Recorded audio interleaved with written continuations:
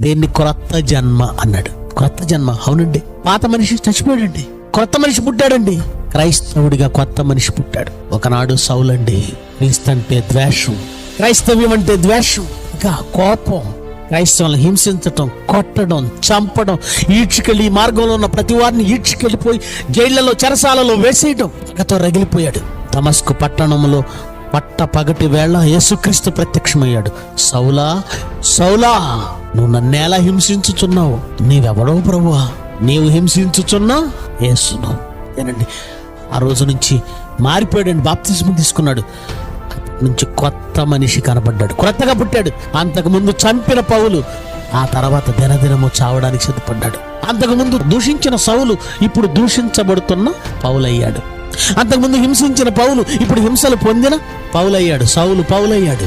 అంతకుముందు ద్వేషించిన సౌలు ఇప్పుడు ప్రేమించే